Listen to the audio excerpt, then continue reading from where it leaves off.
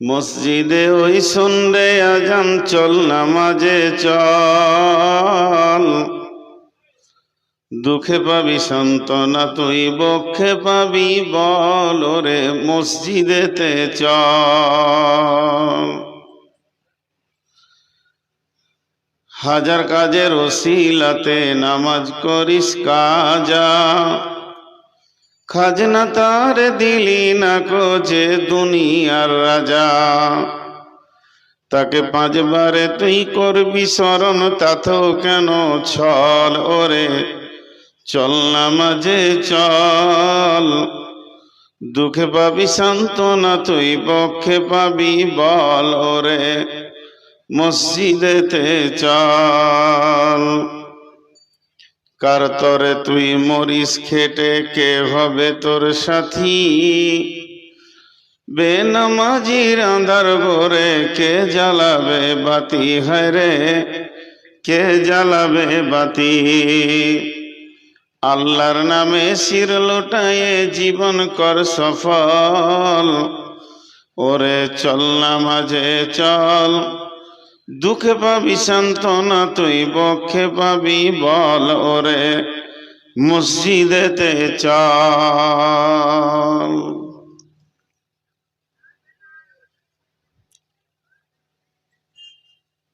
আজকের সবার সভাপতি, উপস্থিত আলেম ওলামাবৃন্দ এবং সামনে আমার দিনদার ইমানদার মুমিন ভাই সকল, পর্দা থেকে সুন্নেওয়ালি মুমিনা মা ও বোনেরা, প্রশংসা, গুণগান, গুণকীর্তন, স্তব, স্তুতি সবকিছু আল্লাহর। যে মহান মুনিব আজকে আমাদেরকে 2024 সালের 26 তারিখে এপ্রিল মাসের শুক্রবার দিবাগত রাত্রিতে পুকুরপাড়ার এক মসজিদ কেন্দ্রিক আয়োজিত মাহফিলে হাজির করেছেন, এর জন্য আল্লাহর কাছে শুকরিয়া করি, আলহামদুলিল্লাহ।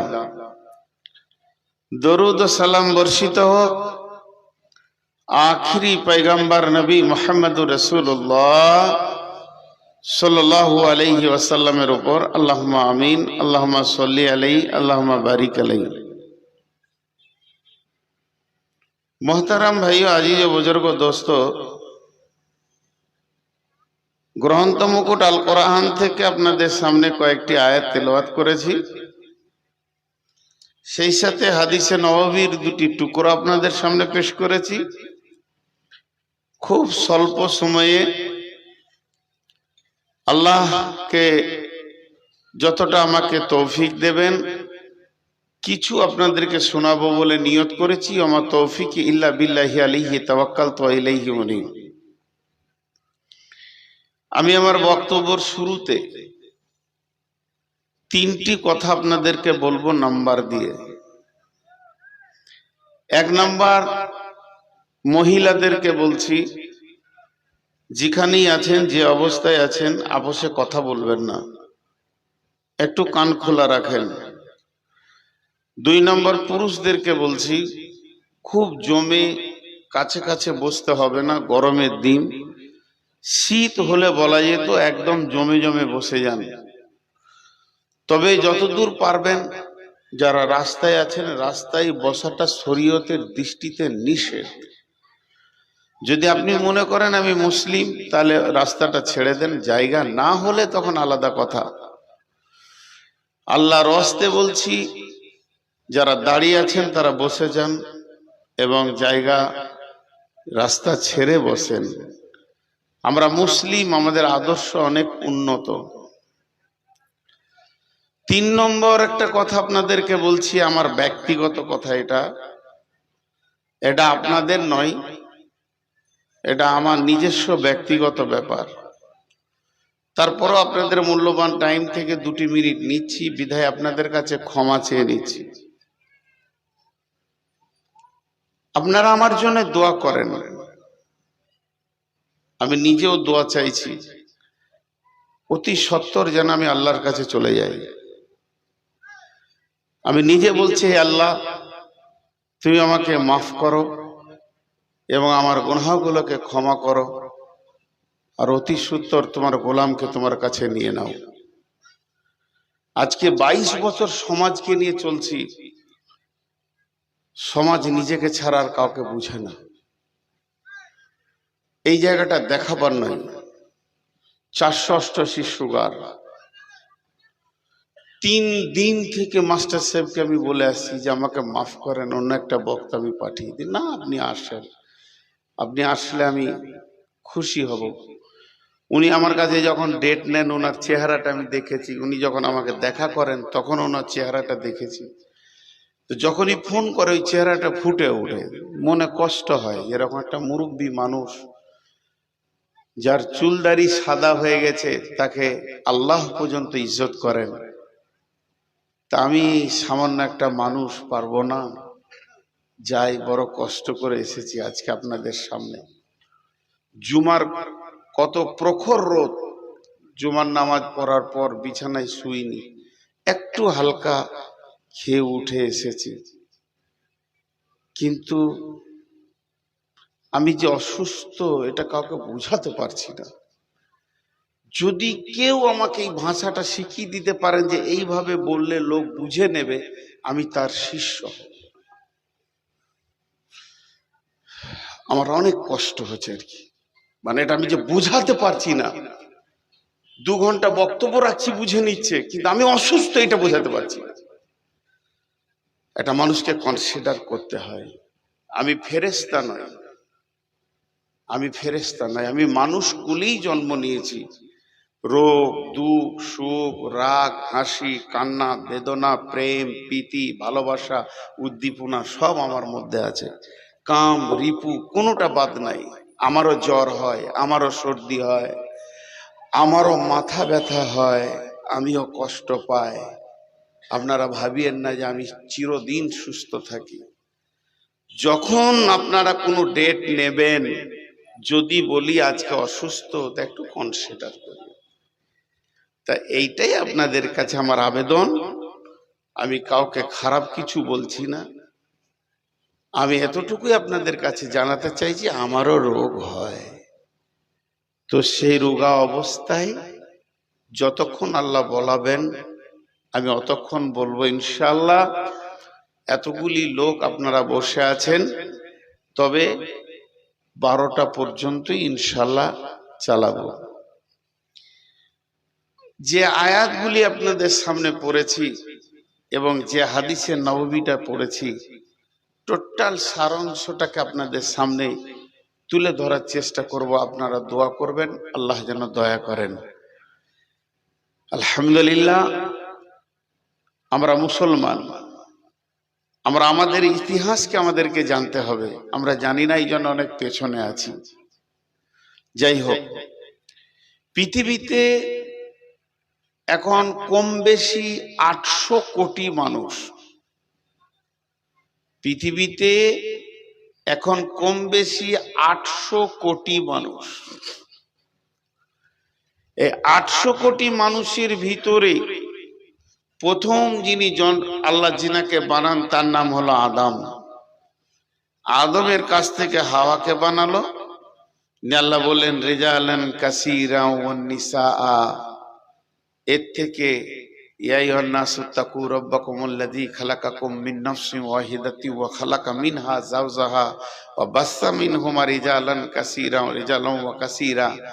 আর দল দল আজকে মানুষ গিজ গিজ গিজ গিজ গিজ গিজ করছে। চায়না, চীন বলে একটা দেশ আছে, 2টো ভাইরাস পৃথিবীতে দিয়েছে। একটা দিল কি করোনা, যা কোটা কোন রকম ইনজেকশন নিয়ে হ্যাঁ হুত করে ওকে তেরে পারা গেল। কিন্তু আর একটা দিয়েছে টোটো। করোনা টোটো দুটোই ভাইরাস। করোনা যেভাবে মানুষকে কষ্ট দিয়েছে, টোটো সেইভাবে সমাজকে কষ্ট দিয়েছে। আর আল্লাহ তাবারক ওয়া তাআলার কারিশমা, যার বিবেক মেরে দেয় তাকে টোটো কেনার পয়সা দেয়। ও মাঝে ছাড়া যাবে না রোডের, ওর হুঁশি নেই। ওর টাকা দেওয়ার আগে ওর বিবেকটা মেরে দেয়, তারপরে টোটো কিনতে যাই ও। তো এই দুটি ভাইরাস বিশ্বকে ছড়িয়ে দিয়েছে চায়না। আর ইংরেজরা যখন ভারতবর্ষ থেকে চলে গেল, দুইটা ভাইরাস দিয়ে গেছে, একটা হচ্ছে বিড়ি আর একটা হচ্ছে চা। পঙ্গু করে দিয়েছে জাতিকে। তো যাই হোক, পৃথিবীর প্রথম মানুষ হলো কে? আদম আলাইহিস সালাম।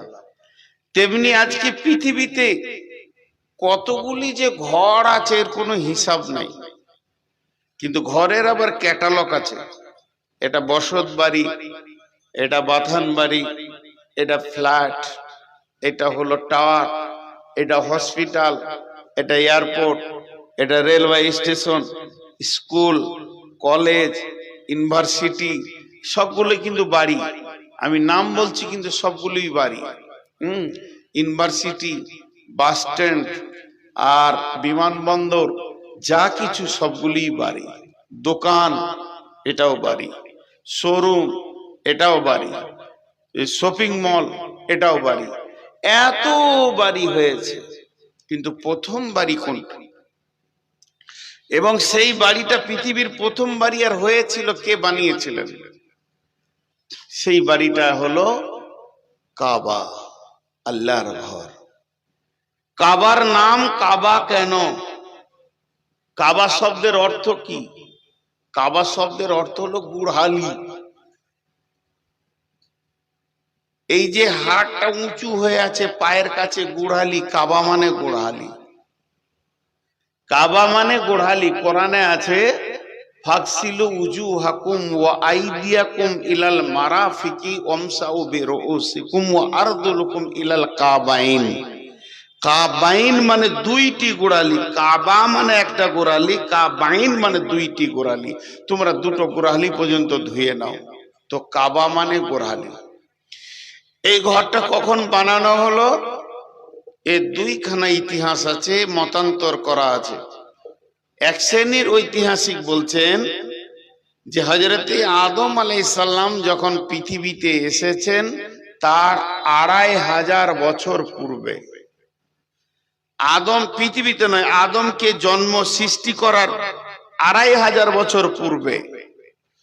আর একজন বলছেন না, হযরত আদম আলাইহিস সালামের যেদিন জন্ম হয় ওই দিনই আল্লাহ কাবা, আদম আলাইহিস সালামকে যেদিন সৃষ্টি করেন ওই দিনই আল্লাহ কাবাকে বানান।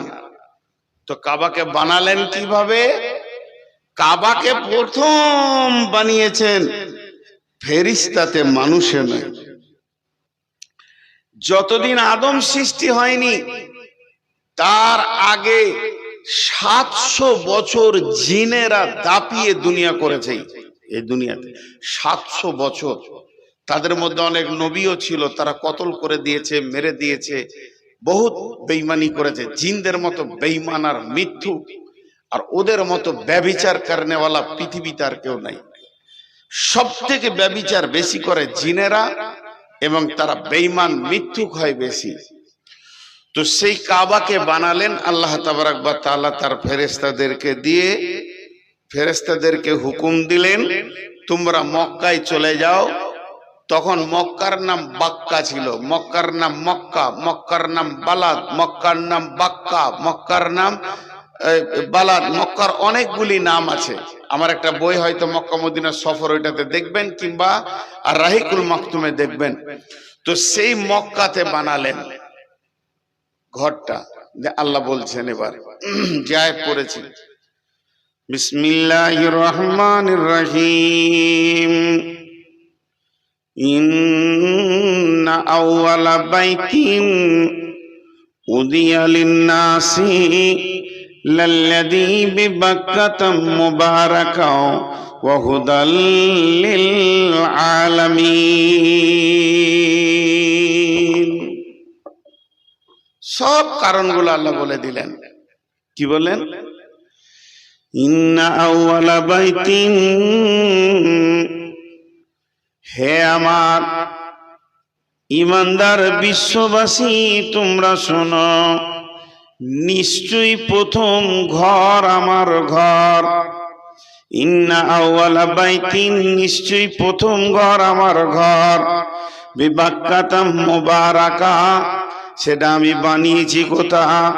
মক্কা পবিত্র মুবারক, পবিত্র মক্কা ভূমিতে উজিয়ালিন নাসে, ওই ঘরটা আমি বানিয়েছি মানুষের জন্য, ওয়াহুদাল্লিল আলামিন, এবং সারা পৃথিবীর হেদায়েতের কেন্দ্রবিন্দু করেছি। চারটা পাঁচটা কথা এখানে ঢুকে গেল, আমি এগুলোকে একটা একটা করে আপনাদের সামনে ভাঙিয়ে দেব। প্রথম নম্বরে ঢুকলো ঘরটা প্রথম তৈরি। তাহলে কি আল্লাহর ঘরের প্রয়োজন আছে? আপনার আমার যেমন বাড়ি ঘরের প্রয়োজন, ঝড় বৃষ্টি রোদ থেকে বাঁচতে গেলে, তাহলে আমার আল্লাহর কি ঘরের প্রয়োজন আছে? আল্লাহর কি বিছানার প্রয়োজন? আল্লাহর কি খাটের প্রয়োজন? না। রব্বুল আলামিন আছেন কোথায়? আর রহমান আরশিস ইস্তাওয়া, আমার রব আরশের মধ্যে রয়েছেন, সেখানেই তিনি সমাসীন। তবে তিনার কোনো ঘরের দরকার নাই। মানুষের যেমন বস্তুর প্রয়োজন, আমার রবের কোনো প্রয়োজন নাই। প্রয়োজন শব্দটা রবের সঙ্গে লাগবে না। তিনি নিজেই বলেছেন আল্লাহুস সামাদ, ওই আল্লাহ অপ্রয়োজন, কোনো তাওয়াক্কা করে না, কোনো মুখোপেক্ষী নয়, মানুষের মুখোপেক্ষী নয়, বস্তুর মুখোপেক্ষী নয়। সারা পৃথিবী সাজদা করলে আল্লাহ আল্লাহ, সারা পৃথিবী সাজদা ছেড়ে দিলেও আল্লাহ আল্লাহ, সারা পৃথিবী আল্লাহর বিরুদ্ধে চলে গেল আল্লাহ আল্লাহ। এই জায়গাটা আল্লাহর কেউ কমাতে বাড়াতে পারবে না। অতএব আল্লাহর কোনো বস্তু বা ঘরের প্রয়োজন নাই। আল্লাহ এতটুকুই বললেন, ওই ঘরটা আমি রাখলাম, ওই ঘরটা আমি বানালাম উজিয়ালিন নাসে, মানুষের জন্য, বিবাক্কাতাম মুবারাকা, পবিত্র ভূমি মক্কাতে। এই ঘরটা আমার ঘর, কিন্তু মানুষের জন্য।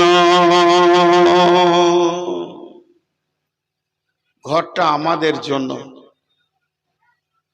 ঘরটা আমাদের জন্য, আল্লাহর ঘর, কিন্তু জন্য আমাদের, প্রয়োজনটা আমাদের। ওই ঘরটা আমরা ব্যবহার করব। একটা উদাহরণ দিব। আপনাদের এই চুয়াপুকুর, এটা কোন পঞ্চায়েত? জি, আচ্ছা, আপনাদের তো লালগোলা থানা না? লালগোলা থানা। তো লালগোলা থানাটা যতটা বর্গ কিলোমিটার হোক, লালগোলা থানাটা যতটা বর্গ কিলোমিটার হোক, লালগোলা থানার অফিসটা কি অত বড়? অফিসটা তো 1-1.5 বিঘে হয়তো জুড়ে আছে, কি 2 বিঘে জুড়ে। কিন্তু আমি যদি বলি এই জায়গাটা লালগোলা, এটা মুর্শিদাবাদ, এটা লালগোলা, বলা ভুল হবে না। কেন? ওই জায়গাটা অফিস করলো, এই জায়গাটার একটা সীমারেখা দিয়ে বলা হলো তোমরা লালগোলা থানার অধীনে। কেন অফিসটা কেন করা হলো? অফিসটা যদি নাই থাকতো, ওই ঘরটা যদি নাই থাকতো, কি চলতো না? চলতো।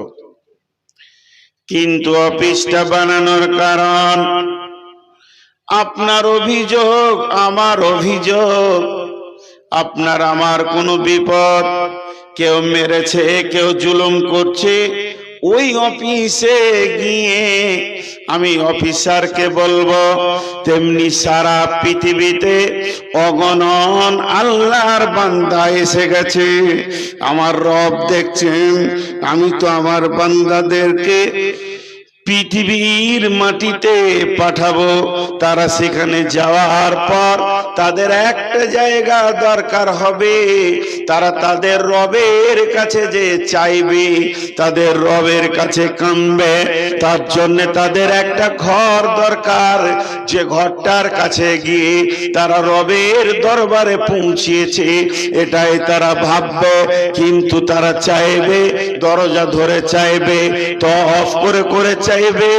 এর জন্য আমি ঘরটা বানালাম।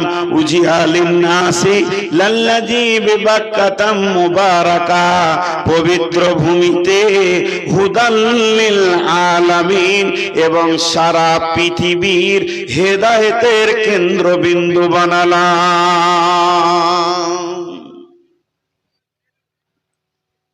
ছোট্ট একটা কথা বলে রাখছি, আমি জীবনে ফতোয়া দিই না, কিন্তু আমার এই ব্যক্তিগত ব্রেন থেকে একটা কথা বলে রাখছি। আমি যতটুকু উপলব্ধি পেয়েছি, খালি জেনে রাখবেন একটা কথা বলছি, সেটা মুখস্থ করেলেন, ব্রেনে ভরেলেন। কাবার যে মুসাল্লাটা আছে, কাবার যে মুসাল্লাটা আছে, ওই মুসাল্লায় যে ইমাম, কিয়ামত পর্যন্ত যত ইমাম আসবে আল্লাহর রহমতে সহি আকীদার আসবে, আল্লাহর রহমতে সহি আকীদার আসবে। খালি একবার ফলো করবেন তিনি কেমন করে চলছেন। কেন? আল্লাহ কোরআনে বললেন যে আমি এই ঘরটাকে বিশ্বের মানবের হেদায়েতের কেন্দ্রবিন্দু বানালাম, সহি আকীদা বানালাম, সহি ঈমান বানবে, এই জায়গায় আসবে, তারা বিশ্ব সম্মেলনে হাজির হবে। তাহলে এই ঘরটার মূল্য কম নাই। একটু আগিয়ে যাই। ফিহি আয়াতুম মাকামু ইব্রাহিম, ফিহি আয়াতুম মাকামু ইব্রাহিম। আল্লাহ বলছেন আয়, তোদেরকে আমি দাওয়াত দিয়েছি আয়, কিন্তু তোরা ওখানে এসে কি দেখবি? এটা কালো ঘর, জি না, সেটা দেখার কথা বলেননি। তবে যেটা দেখার কথা আল্লাহ বলছেন, ওই কাবার চত্বরের ভিতরে একটি জিনিস দেখবি তোরা, যেটা দেখার জন্য ডাকছে। সেখানে রয়েছে মাকাম ইব্রাহিম। এতগুলি নবী চলে গেল, কম বেশি 1.5 লক্ষ নবী গেল, 1,24,000 গেল। যে যা বলবে বলুক না কেন, হযরত আদম থেকে নিয়ে শেষ নবী পর্যন্ত এতগুলো নবী গেলেন, এতগুলো রসুল গেলেন, কোন নবী বা রসুল ওই জায়গাতে কাবার চত্বরে জায়গা পেল না, তাকে স্থান দেওয়া হলো না, তার নামে কোনো রেজিস্ট্রেশন হলো না, কোনো একটু জায়গা দেওয়া হলো না। এটা মুসার জায়গা, ঈসার জায়গা, হারুনের জায়গা, দাউদের জায়গা, এটা নবী সুলাইমানের জায়গা, নবী সলেহের জায়গা বলা হলো না। একটা নবীকে কেন্দ্র করে বলা হলো ফি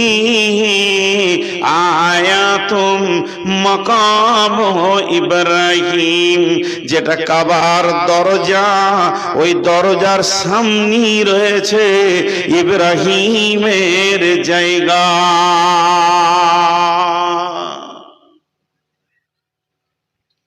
সেই দরজার সামনে রয়েছে ইব্রাহিমের জায়গা। এটাকে নিয়ে দু কথা বলবো। চুয়াপুকুরের যুবকরা এখন উঠে লেগেছে মসজিদকে কি করবে, মানে নতুন মসজিদ নয়, পুরাতন মসজিদকে ভেঙে আবার নতুন নির্মাণ দেবে। আলহামদুলিল্লাহ, ভালো কাজ, এবং এটা খুশির কাজ, এটা আনন্দের কাজ এবং নেকির কাজ, সব মিটে গেল। কিন্তু আমি যদি বলি চুয়াপুকুরের যুবকদেরকে জালসা বন্ধ করে দাও, টাকা লাগবে না, মসজিদটা আমি একা বানাবো। 2.5 কোটি টাকা দিয়ে 3খানা মসজিদ বানালাম, এটাও আমি বানিয়ে দিব। জায়গাটা মেপে দাও, আপনাদের মন মতো মসজিদ হবে, 2 তলা 3 তলা, যেমন যেমন চাইবেন হবে।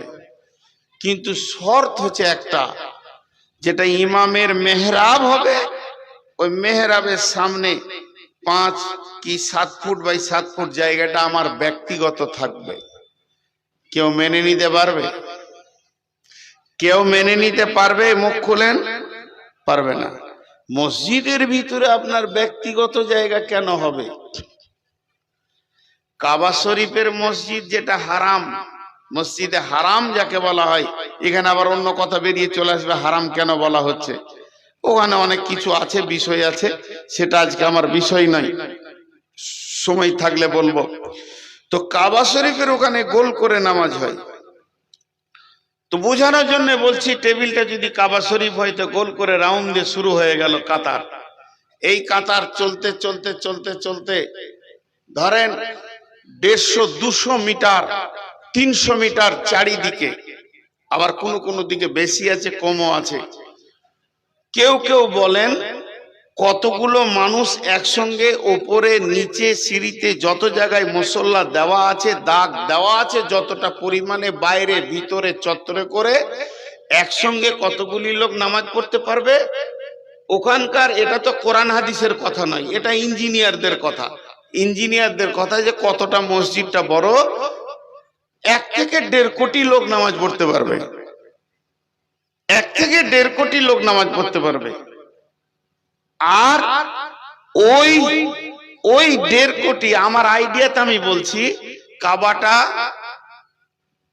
15-20 ফুট 20 ফুট 20 ফুট 20 ফুট, মানে এতটা চওড়া, অতটাই চওড়া, মানে বর্গ আকার কাবাটা। এতে উত্তর দক্ষিণও 20 ফুট, পূর্ব পশ্চিমেও 20 ফুট। তাহলে এই বর্গ আকার ঘরটা, তার যেটা দরজাটা পূর্ব দিকে আছে, আল্লাহর ঘরের দরজাটা পূর্ব দিকে আছে। আর ওই দরজার পাশেই একদম কাবার গা লাগা ওই জায়গাটা হলো ইব্রাহিম আলাইহিস সালামের জায়গা। আবার ওইটাকে দেখতে বলছেন। কে বলছেন? আমি লয়, আল্লাহ। আমি যদি বলি তাহলে আপনি আমার কথাটা নিয়েন না, কিন্তু আল্লাহ বলছেন। কি বলছেন? ফিহি আয়াতুন মাকামু ইব্রাহিমা, ওখানে একটা নিশানা আছে। নিশানা মানে নিদর্শন। সূর্য উঠে ডুবে, এটা একটা নিদর্শন। রাতের পরিবর্তন, দিন রাতের পরিবর্তন, আল্লাহকে পাওয়ার নিদর্শন। আসমান মাথায় আছে, একটা নিদর্শন। আয়াত মানে নিদর্শন। জমিনটা আল্লাহ বানিয়েছেন, এটা একটা নিদর্শন। আল্লাহর যতগুলি নিদর্শন আছে, এই নিদর্শনের ভিতরে ফিহি, ওই কাবার ভিতরে আয়াতুন, এমন একটা আল্লাহ নিদর্শন রেখেছে, একটা নবীকে কেন্দ্র করে তার দিকে যেন মানুষের নজরগুলো চলে যায়। মাকাম ইব্রাহিমা, ইব্রাহিমের জায়গা। আবার ইব্রাহিমকে কত আল্লাহ সম্মান দিলেন, তার নামটা কোরআনে উল্লেখ করে দিলেন। শুধু এই পর্যন্ত নয়, ইব্রাহিমের পদচিহ্ন একটা পাথরের উপরে উনি দাঁড়িয়ে কাবার তামির দিয়েছেন, কাবাকে গেঁথেছেন। যত কাবা উপরে উঠেছে, আল্লাহর কুদরতে পাথর উঠেছে, সেই পাথরটা আজও কাবার চত্বরে আল্লাহ রেখে দিলেন। এটাও নিদর্শন। নিদর্শন। হে মসজিদ বানানেওয়ালা, হে মসজিদ মানেওয়ালা, হে মসজিদের তামির দেনেওয়ালা, একবার ইব্রাহিমের নিদর্শনের দিকে খেয়াল করো। আল্লাহ কত সম্মান বাড়ালেন। ফিহি আয়াতুম মাকাম ইব্রাহিম। ইব্রাহিম চলে গেলেন, ইসমাইল চলে গেলেন। সব নবী শেষ, ঈসা নবী চলে গেলেন, শেষ নবী এলেন। শেষ নবীর সাবে মেরাজ হলো। আমি লম্বা ঘটনাকে শর্ট করছি। সাবে মেরাজে 5 ওয়াক্তের নামাজ এলো। সালাত যখন পেলেন তো মদিনা মানওয়ারায় বিশ্বনবী যখন গেলেন তখন কেবলা ছিল কোন দিকে মুখ করে নামাজ পড়তে হতো। আজকে বর্তমানে ফিলিস্তিনে যে মসজিদে আকসা রয়েছে এইটা ছিল প্রথম কেবলা, ওই দিকে মুখ করে নামাজ পড়তে হতো। আর ওই দিকে মুখ করে নামাজ পড়তে পড়তে আসরের নামাজের সময় আবার আল্লাহ ঘুরিয়ে দিলেন, তোমরা ওই দিকটা ছেড়ে দিয়ে মক্কার কাবাকে কেবলা করে লাও। লম্বা ঘটনা আছে। 2 রিকাত নামাজের দ্বিতীয় রিকাতে আল্লাহ রসুল রুকুর হালাতে ছিল ফিলিস্তিনের দিকে, কাবা মসজিদে আকসার দিকে।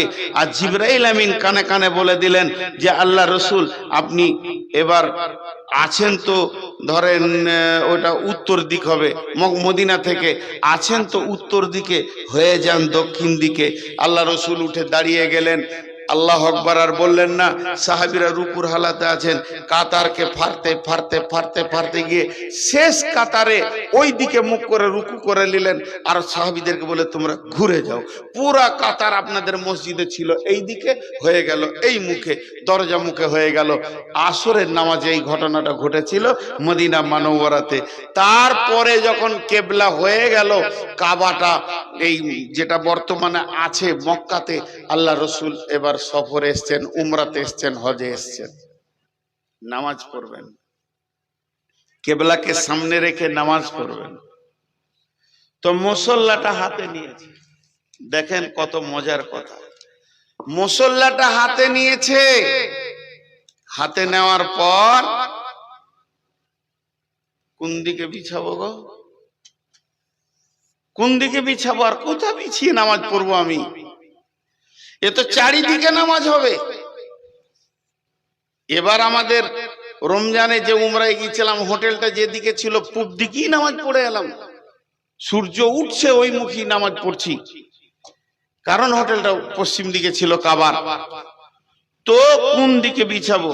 এটা কাবা, কাবার পশ্চিম থেকে পূর্ব দিকে নামাজ হবে, পূর্ব থেকে পশ্চিমে হবে, উত্তর থেকে দক্ষিণে হবে, দক্ষিণ থেকে উত্তরে হবে, চারিদিকে হবে। এখন সাহাবীদের ভিতরে বিশ্ব নবী প্রশ্ন করছেন, ওগো তোমরা বলো আমি আজকে মুসল্লাটা কোন জায়গায় রেখে নামাজ শুরু করব, ইমামতি করব? সাহাবীদের যার যেমন ছিল সে তা বললেন, কিন্তু হযরত উমরকে জিজ্ঞেস করলেন, উমর রে তুমি একটু বলো আজকের দিনে আমি মুসল্লাটা কোন দিকে রাখবো? হযরত উমর বললেন, ইয়া রাসূলুল্লাহ আমার বলতে 2 মিনিট লাগবে। বলছে বলো।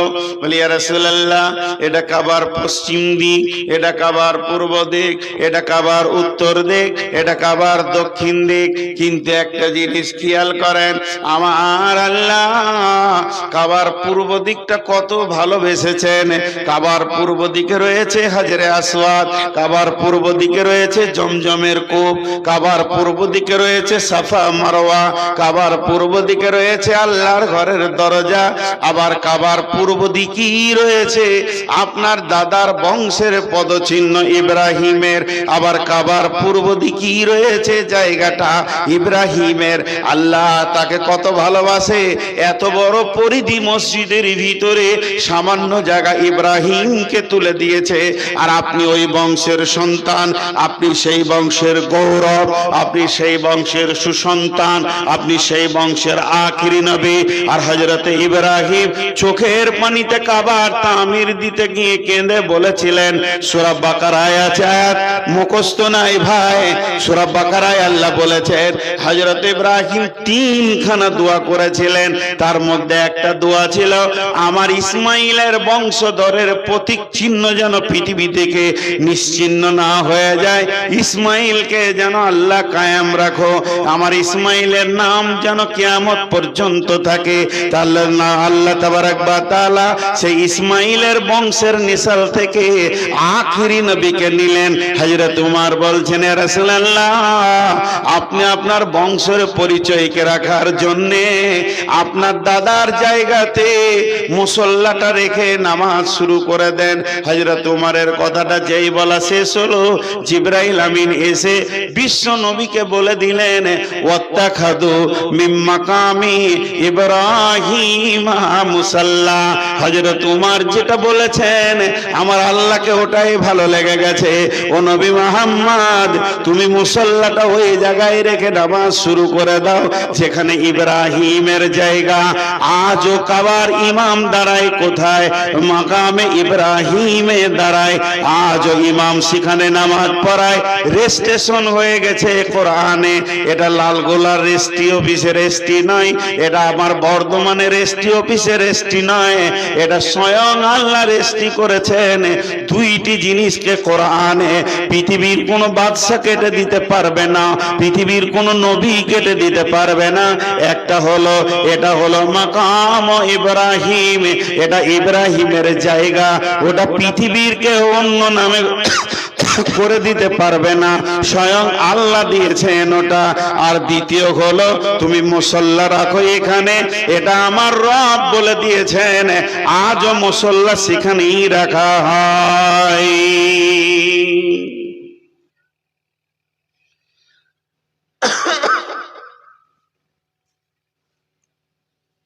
আজও রাখা হয়। মাঝে একটা ছোট কথা বলে নিব, মনে খারাপ কিছু লিয়েন না, ক্ষমা চেয়ে বলছি হাত পা গুলো ধরে। উমরা যদি করেন তো এই খেপার সঙ্গেই যেন, এইটুকুই বলে রাখলাম। বিজনেসম্যান যদি মনে করেন তো করে নিতে পারেন, বিজনেসের নিয়তে নামিনি। ইতিহাস যেগুলো বলি ওখানে ওইগুলোই দেখিয়ে দিই, এইটা মাকামে ইব্রাহিম। তো যাই হোক, যে কথা আপনাদের সামনে বলছিলাম, তা আল্লাহ আবার ওইটার কথা কোরআনে তুলে কি বললেন? ওয়ালিল্লাহি আলান নাসি হিজ্জুল বাইতি মান ইসতাতাআ ইলাইহি সাবিলা। হে বিশ্ববাসী রে, হে বিশ্ববাসী রে, আমি তোমাদের দাওয়াত দিলাম, আমার ঘরে তোমরা এসো, আমার ঘরে তোমরা এসো। যদি তোমাদের ইস্তাতাত আমার ঘরে পৌঁছানোর ক্ষমতা হয়ে যায়, হে আমার গোলামের দল, তোমরা আমার ঘরে এসো, এসো। তাহলে ওখানে ডাকলেন কেন? এইগুলো দেখবেন। এগুলো দেখলে কি হবে? আপনার জজবা বাড়বে, ইমানি জজবা। তো যাই হোক, মুফাসসিরিনদের মত হচ্ছে হযরত ইব্রাহিম আলাইহিস সালামকে এত সম্মান দেওয়ার কারণটা কি? যে যত নবী এসেছিলেন সব থেকে বেশি ইব্রাহিম আলাইহিস সালামকে পরীক্ষা করা হয়েছিল। 113 বার পরীক্ষা করা হয়েছে। আর প্রত্যেকটি পরীক্ষাতে উনি স্কলার ছিলেন। তার মধ্যে 13 বার কঠিন, তার থেকে কঠিন 3 বার। সেই 3 বারের ভিতরে একটা বার হচ্ছে ছেলের গলাতে, বাচ্চার গলাতে ছুরি দেওয়া। কোরআন বলছে, এটা সহি জয়ীফের নাই। জি, সন্তানের গলাতে একবার ভাবেন তো, আপনি আপনার বাচ্চাটাকে সামনে রেখে, বেটা সৌ তো তোমাকে জবাই করব আমি আল্লাহর জন্য। এই পরীক্ষাগুলো তিনার উপরে হয়েছিল, এই জন্য এই সম্মান। তা আমি আপনাদের সামনে এই ইতিহাসটা কেন দিলাম? আজকে আপনারা সেই ইতিহাসে নামতে চলেছেন। আমার নসিবই খারাপ। ওই চাওয়াল, আপনি উঠেন, আপনি উঠেন, দাঁড়ান, দাঁড়ান, একদম বাইরে যান। খুব শিয়ানা মাল, ভাবছে হয়তো দেখতে পাই না। আমার কাজই ওই, সোজা লালগোলা স্টেশন, নাহলে বহরমপুর। তো এটা হলো একটা ছোট্ট ইতিহাস বললাম। কেন বললাম? বিভিন্ন জিনিসকে নিয়ে মতান্তর হয়েছে, বেশ কিছু জিনিস নিয়ে। মসজিদ পৃথিবীর প্রথম কোনটা? কেউ বলছে কাবাটা, তো কাবার তো কেবলা, ওখানে যে মসজিদ আছে মসজিদটার নাম হারাম, মসজিদটা গোল, বলছে এইটা প্রথম। আর একটা দলিল এসছে পৃথিবীর প্রথম মসজিদ হচ্ছে মসজিদে নববী। কিন্তু আরো একটা দলিল আছে, এই রসুলের কমপ্লিটলি ইসলাম যখন এসেছে তখনকার প্রথম মসজিদ মসজিদে কুবা। নানা রকম কথা। যাই হোক, মসজিদ বিশ্বনবী বানিয়ে গেছেন, বিশ্বনবী বানিয়ে গেছেন। আল্লাহ বলছেন বিসমিল্লাহির রহমানির রহিম, ইন্নামা ইয়ামুরু মাসাজিদাল্লাহি মান আমানা বিল্লাহি ওয়াল ইয়াউমিল আখিরি ওয়া আকামাস সালাতা ওয়া আতাজ যাকাতা ওয়া লাম ইয়াখশা ইল্লাল্লাহ ফাআসা উলাইকা আইয়াকুনু মিনাল মুহতাদিন।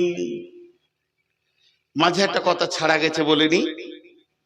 এই কাবাটা অনেকবার বানানো হয়েছে, কিন্তু একবার দুবার নয়, অনেকবার অনেকবার। আদমের জামানায় হয়েছে, সব নবীর জামানায় ওটাকে মানে আপনারা যেমন মসজিদকে বানাচ্ছেন এইভাবে বানানো হয়েছে। শেষ নবীর জামানাতে হয়েছে, শেষ নবীর বাচ্চা অবস্থায় হয়েছে, ইতিহাস আছে। তো বিভিন্ন ভাবে বানানো হয়েছে। তো তার মধ্যে আল্লাহ এবার কি বলছেন, যারা মসজিদ বানাবে তাদেরকে বলছেন, আপনাদেরকে একটা ছোট্ট করে কথা জিজ্ঞেস করি, একটু হালকা আওয়াজে উত্তর দিবেন, চিল্লাতে হবে না, যাতে করে আমি বুঝতে পারবো যে আপনারা মন দিয়ে শুনছেন। সেটা হচ্ছে যে মসজিদ ভাঙা গোনা না নাকি? ভাঙা মসজিদ ভাঙা গোনা না নাকি? কোনো উত্তর পেলাম না। আচ্ছা, আপনারা চুপ করে আছেন কি করে? ধৈর্য আছে বাবু, কথা বলছেন না কেন? আরে ভাই, আপনারা যদি কথা না বলেন আমাকে কেমন লাগবে? আমি যদি আপনার কথার উত্তর না দিই তো আপনাকে কেমন লাগবে? মসজিদ ভাঙা গোনা না নাকি? গোনা।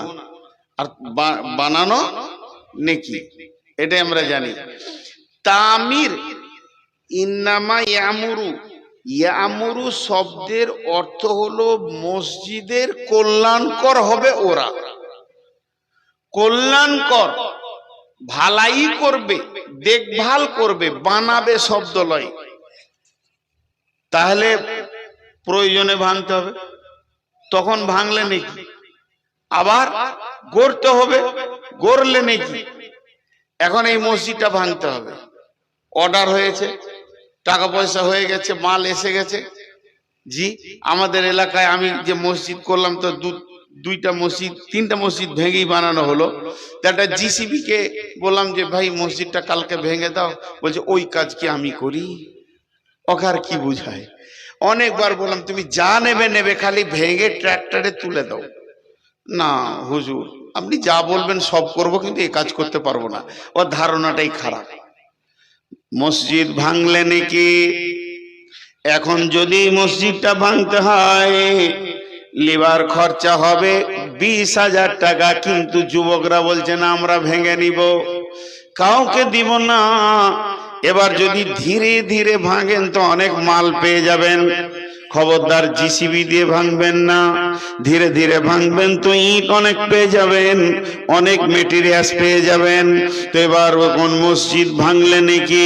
ভাঙা হয়ে গেছে, এরপরে করলে নাকি? তখন আবার ভাঙলে গোনা, আবার এখন না ভাঙলে গোনা। ভাইরা, আবার না ভাঙলে গোনা এটা নয়, না ভাঙলে আপনি নেকিতে শরীক হতে পারলেন না।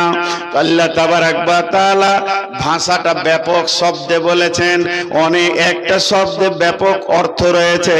ইন্নামা ইয়ামুরু মাসাজিদাল্লাহি, নিশ্চয়ই ওই লোকেরা আল্লাহর মসজিদের দেখভাল করবে, তারা দায়িত্ব নেবে, তাদের উপরে দায়িত্ব থাকবে, তারা মসজিদের চিন্তা চেতনায় মগ্ন থাকবে, মসজিদকে ভালোবাসবে।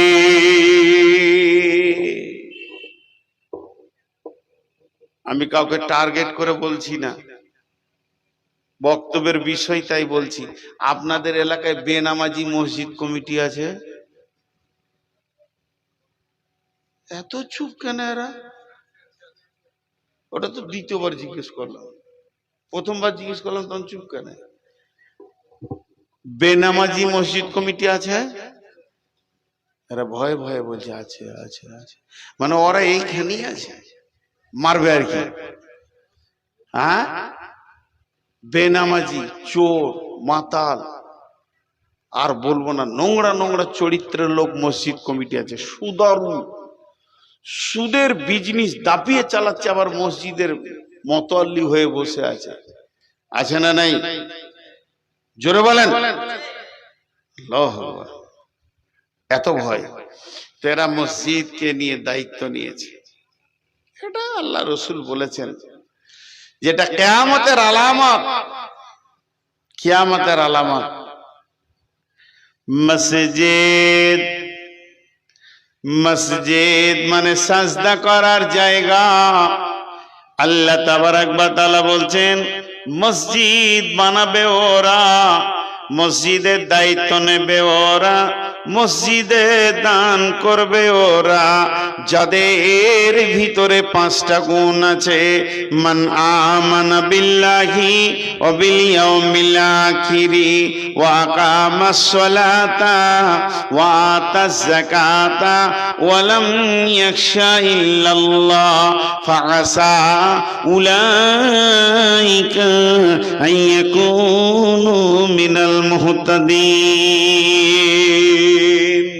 একবার সূরা আল ইমরানটা খুলে দেখবেন, যদি এগুলো মেনে না নিয়ে জবরদস্তি মুখের জোরে, চোপার জোরে, থুতির জোরে, আর কিলের জোরে, লাঠির জোরে যদি মসজিদের দায়িত্ব তুমি নিয়ে থাকো, তবে শুনে নাও কিয়ামতের নয় জাহান্নামের ভিতরে উল্টো করে খাসির মতো টেঙে দিয়ে চচ্চর চচ্চর করে তোমার চামড়াকে খালানো হবে, এবং তার ব্যাপারে কতটা লাগবে না লাগবে তুমি নিজেই বুঝে নাও। অতএব শুনে নাও, আমার রব বলছেন মসজিদের দায়িত্ব থাকবে 5টা গুণ যার আছে। 1 নম্বরে যার আল্লাহর উপরে ঈমান আছে, 2 নম্বরে যে আখিরাতের উপরে বিশ্বাস রাখে, 3 নম্বরে যে নামাজ পড়ে, 4 নম্বরে যে যাকাত দেয়, 5 নম্বরে এক আল্লাহ ছাড়া পৃথিবীর কাউকে ভয় করে না। এই 5টা গুণ যার ভিতরে আছে, আল্লাহ বলছেন ওই বান্দা আমার মসজিদের দায়িত্ব নেবে।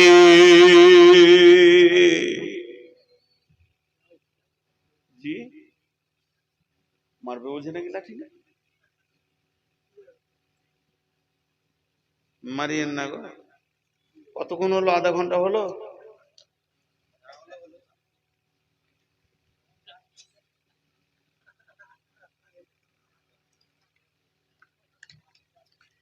আগামী বছরে জালসার ডেট নিব, তার আসবে না।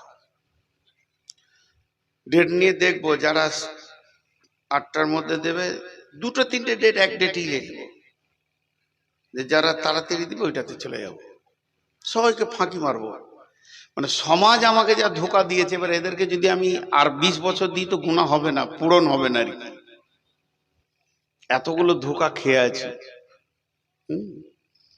আপনাদেরই এলাকায় আমি এসে বলছি ভাই ক্লান্ত আছি, শোয়ার জায়গাতে, বলছি শুলে হবে? প্রধান বক্তা বসে থাকতে হবে, লোক দেখবে, তবেই তো বুঝবে যে এসেছে। শুতেও দেয় নাই আপনার এলাকায়। কান ধরেছি, জীবন আর যায় না। 6বার ফোন করেছে ওরা, বলে না আমি বসতে পারবো না। বলছে না স্পেশাল ঘর থাকবে না, বুঝতে পারবো না। আজকে এসিতে ছিলাম। তো যাই হোক, মসজিদে বানাতে গেলে 5টা গুণ থাকতে হবে। সেই 5টা গুণ আমাদেরকে ভেবে দেখে নিতে হবে। আল্লাহর প্রতি ঈমান, আল্লাহর প্রতি ঈমান থাকতে হবে। সবারই তো ঈমান আছে আল্লাহর উপর। টাকাগুলো গুটিয়ে ভরে নিয়েছেন নাকি টেবিলে? টাকাগুলো কই নিয়ে চলে গেছে? তাহলে কি করে কি বলবো? দেন 100-200 টাকা কেউ দান করবেন তো করেন, চট করে দেন। 500, 500, 1000। দেখেন এই টাকাটার দিকে আবার তাকান। এরা কিন্তু টাকাটা আমাকে দেয়নি, এটা দিয়েছে কাকে? আল্লাহকে। কাকে দিয়েছে? আপনারা আমার সঙ্গে কথা বলেন, এই টাকাটা দিয়েছে কাকে? আল্লাহকে। কোথা ছিলি ভাই এতক্ষণ? বাড়িতে এত লেটে আছে, আমার দুয়ারই পাইনি তখন থেকে রে। যা আবার মিষ্টি খেয়ে। তো এই টাকাটা, হ্যাঁ হ্যাঁ, আমার পরে তোর বায়ন হবে। যা এখন কালেকশন করবো না, যা কালেকশন যা হবার হয়ে গেছে, আর কালেকশন করবো না। এই টাকাটা দিয়েছে আল্লাহকে।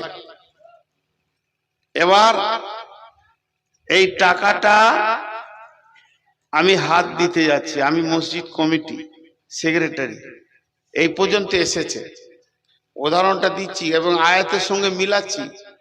টাকাটা আমি নিব, নিয়ে আমার কাছে রাখবো বা আমানত রাখবো, কাজে লাগাবো, মসজিদের কাজ করব।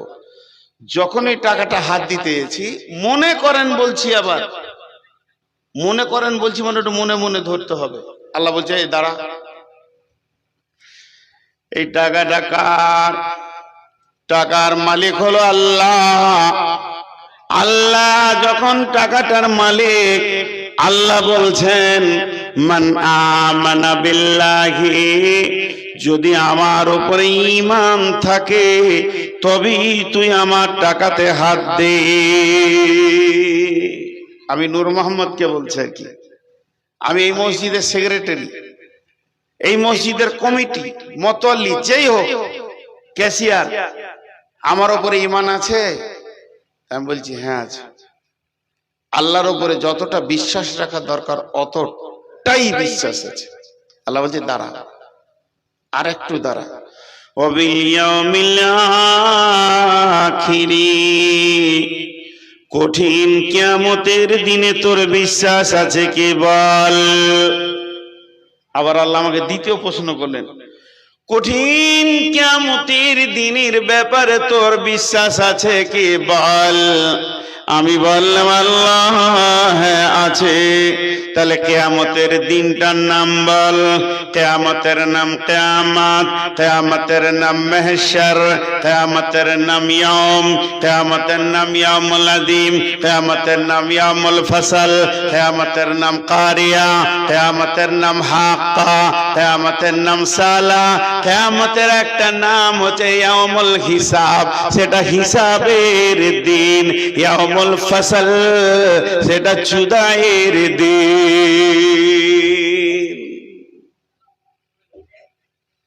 সেটা কিসের দিন বললাম? কিয়ামতের দিনটা কি দিন বললাম? হিসাবের দিন। সকলে জোরে বলেন কিসের দিন? তাহলে আপনার সঙ্গে আমি দীর্ঘদিন বিজনেস করছি, আপনি আমার মহাজন, আমি আপনার কাস্টমার, এর হিসাবও হবে। এর হিসাব যখন হবে তখন এই মসজিদের আজকে রাতে কালেকশন হয়েছে 5 লক্ষ টাকা, আর আমি ক্যাশিয়ার মসজিদের টাকা। আচ্ছা ক্যাশিয়ার আবার রাগ করেন না, এখানে যে ক্যাশিয়ার আছে সে আবার রাগ করেন না যেন। আমি টাকাগুলো নিয়ে গিয়ে বাড়িতে রাখলাম, যথারীতি মসজিদের যেমন কাজ করার সেরকম করলাম। আল্লাহ বলছে নিশ্চিত থাক তুই। কেন? দেখবেন মাদ্রাসা, অনেকে বলে নূর মোহাম্মদ কেন মাদ্রাসা করেনি। আমি 3 বার মাদ্রাসা করেছি, কেউ জানে না। 3 বার মাদ্রাসা করে 3 বার তুলে দিয়েছি মাদ্রাসা। জায়গাগুলো দেখিয়ে দেব, প্রভাব আছে, কালেকশন করে নিয়ে আসছি। সেক্রেটারি বলছে, ক্যাশিয়ার বলছে টাকাটা দেওয়ার পর তোমাকে পাট করে খেতে চেয়েছে। 3 বার বেরিয়ে এসেছি। এবছরকার রিপোর্ট নেবেন একটা, গ্রামের মাদ্রাসাটা আমার ঘরে দিয়েছে, তো ফেসবুকে দেওয়াতে ছেলেরা ফোন করছে, আমি আবু দাউদ পড়ি, আমি নাসাই পড়ি, আমি ইবনে মাজা পড়ি, আমি আমি আমি মিসকাত পড়ি। কটকলা বলে চলে আয় রে বাপ, যত আছিস, পরীক্ষা লিচি কায়দা বুগদাদি পড়তে পারবে না।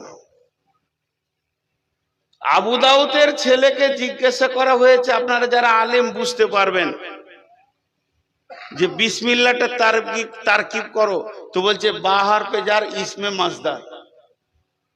আবু দাউদ করেছে, যারা আলিম তারা বুঝতে পারলেন এটা কি বললাম। ও ক্লাস 1-এর উপযুক্ত নয়, তাহলে আজকে চুয়াপুকুর মাদ্রাসা, আজকে লাল গোলাম মাদ্রাসা, আজকে এইরকম যত মাদ্রাসা আছে, চুয়াপুকুর বলছি মানে এটা খারাপ আমি বলছি না, আমি আস্তাগফিরুল্লাহ, মাফ চাইছি, উদাহরণ দিচ্ছি। আজকে আমার মাদ্রাসাটারই কথা বলছি, বছরে 40 লক্ষ টাকা ব্যয় আছে, আর একটা ছেলে আলিফ শিখতে পারেনি। ওই ব্যয়টা আমানত হয়েছে না খেয়ানত হয়েছে? আলেমদেরকে জিজ্ঞেস করবো। 22 ছেলে, তাও তার আবু দাউদ নাসাই পড়ে চলে এসছে, 3টে ছেলে ক্লাস 1-এ ভর্তি হলো। ওদেরকে বোঝানো হলো, বলে হুজুর যে ক্লাসে নেবেন ওটাতেই হবো, আমরা আলেম হতে চাই। আর বাকিগুলো কেটে পড়লো, কেপি কেটে পড়, টিকছে না। আমি বলে দিয়েছি 10টা শিক্ষক আছে, 10টা শিক্ষক থাকবে, 3টে ছেলে থাকবে, 3টে। 10টা শিক্ষকের বেতন দিব, 3টে ছেলে থাকবে। অভিভাবকদেরকে বলছি, বিশেষ করে আপনাদের হাতগুলো ধরছি, পা গুলো ধরছি, মাসে 3 বার সুগার চেক করেন। যে ছেলেগুলো কলেজে ইউনিভার্সিটিতে মিশনে পড়ছে, তাদের রেজাল্টটা 2 বার পড়ে দেখেন যে আমার ছেলে কত নাম্বার পেয়েছে, খোঁজ নেন। আর যেটা মাদ্রাসায় পড়ছে, খালি অপেক্ষা করছেন যে কবে মাংস ভাত খাবো আর ছেলের মাথায় পাগড়ি লাগবে, কিন্তু আসলে ছেলের ভিতরে কিছু ঢুকছে না, এ খবর আপনি নাই। নিয়ে আসেন আপনার ছেলেকে চুয়াপুকুর মাদ্রাসায়, নিয়ে আসেন আপনার ছেলে কোন মাসে পড়ছে, আমি এখানকার হেড মৌলানাকে দিয়ে আপনার ছেলেটাকে টেস্ট করে দিব, দেখবেন ক্লাস 1-এর উপযুক্ত নয়। তবে সবগুলি কি তা নয়, সবগুলি কি তা নয়। তো আল্লাহ তাবারক ওয়া তাআলা বলছেন যে শোন, সেটা হিসাবের দিন, সেই দিন হিসাব হবে আমানতের খেয়ানতি। কেমন? একবার মাদ্রাসার হিসাবে বসবেন, জি এটা আমার বেটার বাড়ি, এটা আমার মেয়ের বাড়ি, ওটা আমার ছোট বেটা, এটা বড় বেটার বাড়ি বানালাম, আমি আব্বা দাঁড়িয়ে বানালাম। ছেলেরা বিদেশে কাজ করে, বাড়ি বানাতে গিয়ে মিস্ত্রি বলল 20 প্যাকেট সিমেন্ট লাগবে। চলে গেলাম বাস স্ট্যান্ডে, সিমেন্ট গুলো একটা গাড়িতে চাপালাম, মেশিন ভ্যানে ভুটভুটিতে চাপালাম। গাড়িওয়ালা বলছে 20 প্যাকেট একসঙ্গে যাবে না, 50 প্যাকেট যাবে না। আমি বলছি পেছনে ঠেলতে ঠেলতে নিয়ে যাব। সেখানে গেলাম, আসলাম, আমার 1 টাকাও খরচা নাই, কারণ বাড়ি থেকে মুড়ি খেয়ে চা খেয়ে গেছে, আবার বাড়িতে এসে রুটি খাবো, কোনো খরচা নাই। যে আমি বাড়িটাকে তিলে তিলে লিভার বাঁচাচ্ছি, তিলে তিলে পয়সা বাঁচাচ্ছি, তিলে তিলে টাকাকে বাঁচিয়ে সুন্দর বাড়িটা বানালাম। আর যখনই মসজিদের দায়িত্বটা আমাকে দিয়ে দিল, আমি এবার ভাউচার বানাচ্ছি। চুয়াপুকুর টোটো ভাড়া হচ্ছে 10 টাকা, আবার ডাউন ভাড়া হচ্ছে 10 টাকা, 10 ব্যাগ সিমেন্টের দাম হলো 4000 টাকা, আর আমার টিফিনের ভাউচার হচ্ছে 550 টাকা। আল্লাহ বলছে আই হলার মাপবো, কারণ সেটা কিয়ামতের দিন। এর জন্য আল্লাহ কোরআনে বলছে এই টাকাটা তুই হাত ধরে নূর মোহাম্মদ, যদি তোর কিয়ামতের বিশ্বাস থাকে, তুই জুমার দিনে লোককে হিসাব বুঝিয়ে দিবি। গায়ের লোক বলবে নূর মোহাম্মদ ভালো ছেলে, টাকা মেরে খায়নি, কিন্তু মসজিদের তিলে তিলে হিসাবে এ টাকা ওই লোকগুলির টাকা নয়, ওরা আমাকে দিয়ে দিয়েছে, ওরা আমার কাছে কিয়ামতের দিনে বুঝে নিবে, আমাকে পরিশোধ ওদেরকে করতে হবে। এখন এই টাকা আল্লাহর টাকা, এই নোট 3টে পড়ে রয়েছে আল্লাহর, আমি তার গোলাম, টাকাটা নিতে এলাম। আল্লাহ বলছে ঈমান থাকে তো নে, আখিরাত যদি বিশ্বাস করিস তো তুই টাকাতে হাত দে। কারণ পৃথিবীতে যতবার তুই হিসাব শোনা না কেন মুসাল্লিদের ছেলেকে গাঁওয়ালাকে, এতে আমি আল্লাহ সন্তুষ্ট নয়।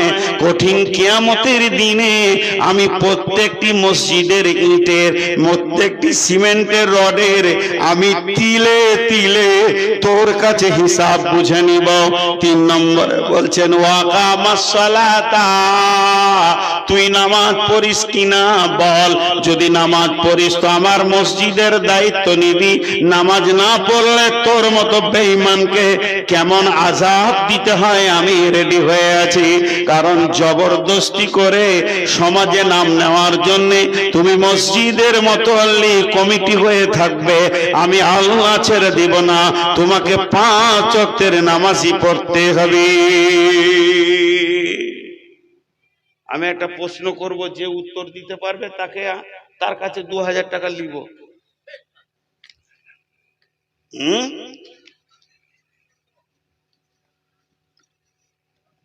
বলেন, আমার মা বাঁজা, এর উত্তর কি? আমার মা বাঁজা হয়? আমার মা বাঁজা, মা বাঁজা হয়? মা হয়ে গেল তার বাঁজা কি হলো? আমার খালা বাঁজা হতে পারে, আমার চাচি হতে পারে, কিন্তু আমার মা কে বলে? মা বাঁজা হয় না। 86 বছরের বৃদ্ধ লাঠি ছাড়া হাঁটতে পারে না, চোখের চশমা নাকের ডগে থাকে, আর হয়ে গেছে শরীরটা বেঁকে, রান্না করে খাচ্ছে। বৃদ্ধ আর বৃদ্ধা বেঁচে আছে, 86 বছর বয়স, 8টা ছেলে জন্ম দিয়েছে, 8টা তরু তাজা বেটা, 8টা বেটিগুলো তো বিয়ে হয়ে গেছে, 8টা বেটা 8টা বউ নিয়ে দাপিয়ে দুনিয়া করছে। মা আব্বা রান্না করে খেয়েছে। জনৈক আলিম গিয়ে বলছে, চাচি কেমন আছেন? চাচি হয়, ঘটনা সত্য, কোথাকার বলবো না। চাচি কেমন আছেন? বলে, বাঁঝা মানুষ যেমন থাকে ওইরকম আছি বাবা। মসজিদ বানাচ্ছে কিন্তু মসজিদ ঢুকবে না, মসজিদকে বাঁধা করে রাখবে। আল্লাহ বলছে, তুই মসজিদকে খেলতামাশা পেয়ে গেছিস না?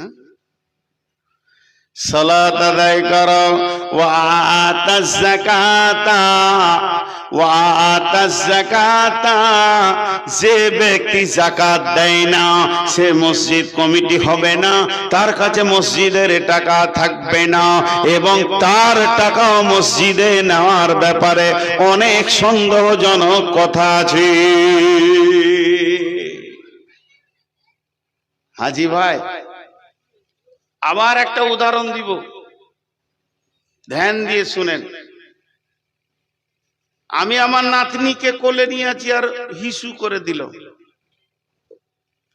বাচ্চা ছেলে মেয়ে পেচ্ছাপ করে দিল, তো আমার লুঙ্গিটা গোটাই ভিজে গেল, কিন্তু গাড়ি রেডি, 1 মাসের জন্য জালসাই বেরিয়ে যাব উত্তরবঙ্গে, ড্রাইভারও রেডি, খালি আদর করে কোলে নিতে গেলাম আর হিসু করে দিল।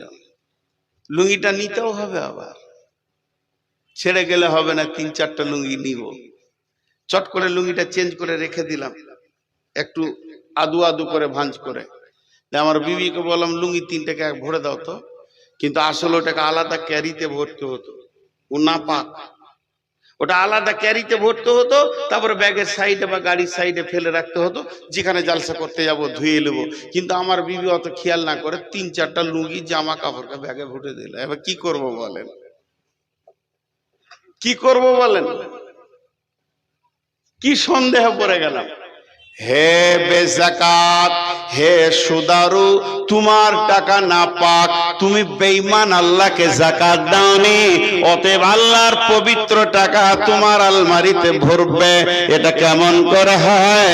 না পাকের জায়গায় পাক টাকা যাবে কেমন করে? বেযাকাত কোনদিন তুমি দান করো না, আর বেযাকাত ওয়ালা মসজিদ কমিটিও হবে না, তার কাছে আল্লাহর টাকা থাকবে না। অতএব আল্লাহ বলছেন, যদি তুমি মসজিদ বানাতে চাও, মসজিদকে ভালোবাসো, যাকাত দেনেওয়ালা হয়ে যাও, ওয়াতা যাকাত, তুমি পবিত্র হয়ে যাও, তুমি যাকাত দেনেওয়ালা হয়ে যাও। পাঁচ, তাহলে চারটা হলো, 1 নম্বর আল্লাহর উপরে ঈমান আনো, 2 নম্বর আখিরাতের উপরে ঈমান আনো, 3 নম্বরে নামাজ পড়ো, 4 নম্বরে যাকাত দাও, 5 নম্বরে ওয়ালাম ইয়াখশা ইল্লাল্লাহ, আল্লাহ ছাড়া পৃথিবীর কাউকে ভয় করিও না।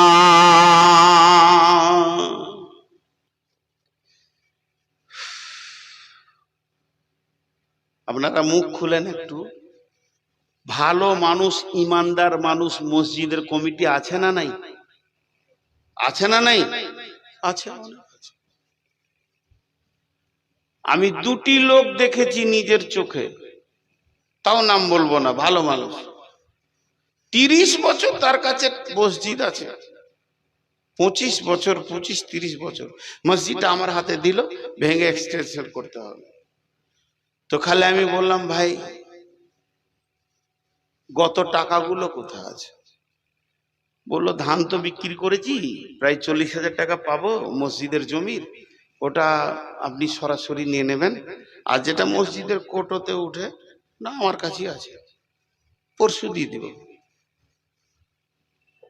30 বছরের টাকা নিয়ে এসে যখন মসজিদে ঢেলে দিলে, তো টাকাগুলোকে চিট ছাড়াতে হচ্ছে, 1 টাকা লাড়েনি, যেমন কারো এরকম। যে সপ্তাহে যেটা উঠেছে ওইটাকে ওই রকম গিড়াতে মেরে ভরে দিয়েছে, 1 টাকা লাড়েনি। এরকম 2টি লোককে দেখেছি, মসজিদের টাকা যেমন কার ওই রকম, ওই নোটটাই ওর ঘরে একটা 500 টাকার নোটকে ভাঙিয়ে খুচরা করে কাউকে দিতে হবে, ও পাড়া পাড়া ঘুরেছে, আর ওর হাঁড়ির ভিতরই মসজিদের 50-60 হাজার টাকা রয়েছে, যেগুলো খুচরোতে ভর্তি, হাত দেয়নি। 2টা লোক পেয়েছে। এই লোকগুলোকে আল্লাহ বলছেন, এই লোকগুলোকে আল্লাহ কি বলছেন? ওয়ালাম ইয়াখশা ইল্লাল্লাহ, তুই ভালো আমি জানি তোর মধ্যে বেঈমানি নাই, আর তোর বিশ্বাস আছে আমি আল্লাহর কাছে ভালো, আল্লাহর টাকা এধার ওধার করিনি। কিন্তু তুই যে সমাজে বাস করছিস, সমাজের লোক তোকে কথা বলতে ছাড়বে না, মেরে নিলে, লুটে নিলে, খেয়ে নিলে, খবরদার তাদের কথা শুনে যেন আমার টাকা তুই জমা দিয়ে দিস না, দায়িত্ব ছেড়ে দিস না। যদি তুই ছেড়ে দিস, কোন বেঈমানের হাতে চলে যাবে, ভয় তো আমাকেই করবি, আর কাউকে ভয় করিস না। ওয়ালাম ইয়াখশা ইল্লাল্লাহ, আল্লাহ ছাড়া কাউকে ভয় করবি না। জি, আজকে আমাদের অবস্থা কি? বিশ্বনবী মক্কা থেকে যখন মদিনা গেলেন, 13 রাত 12 রাত 13 দিন তিনি সফর করেছিলেন। একদম কিনারা ধরে গিয়ে পৌঁছালেন। মদিনাওয়ালা বলছেন, ইয়া রাসূলুল্লাহ আমার ঘরে আসেন, ইয়া রাসূলুল্লাহ আসেন। নারী পুরুষ সবাই যেন রসুলের সামনে হাজির। তখন পর্দার আয়াত নাজিল হয়নি। বিশ্বনবী বললেন, আমি আমার উটের লাগাম ধরব না, আমার উট যেদিকেই যাবে আমি তার ঘরে গিয়ে মেহমান হয়ে যাব। হযরত আবু আইয়ুব আনসারীর বাড়িতে একদম পশ্চিম দক্ষিণ কোণে মদিনার এক পাশে তার ঘরে বিশ্বনবী মেহমান হয়ে গেলেন। তারপরে নবীজি বললেন, হে আমার সাহাবীরা, আমি একটা মসজিদ বানানোর প্ল্যান নিয়েছি, তোমরা আমার সঙ্গে উদ্যম হয়ে যাও। সেই মসজিদের তিনি ভিত রাখলেন, এবং ভিত রাখার পর তিনি বললেন, কেউ যদি এই মসজিদে এসে 2 রাকাত নামাজ পড়ে, সে 2টি কবুল উমরা হজের নেকি পাবে। সেই মসজিদটার নাম হলো মসজিদে কুবা। এরপরে বিশ্বনবী বললেন আমি আর একটা মসজিদ বানাবো, যে মসজিদটা হবে সারা পৃথিবীর দাওয়াতের সেন্টার, তবলিগের সেন্টার। সেখান থেকে তবলিগের বিদ্যুৎ যেন চারিদিকে কেবেলে ধরতে থাকবে। সেই মসজিদটার নাম মসজিদে নববী। বিশ্বনবী বললেন সাহাবীদেরকে, সাহাবীরা বলেন ইয়া রাসূলুল্লাহ, ইয়া হাবিবাল্লাহ, আপনি দেখেন কোন জায়গাটা চয়েস করছেন। বিশ্বনবী দিয়ে চয়েস করলেন এই জায়গাটা হলেই ভালো হয়।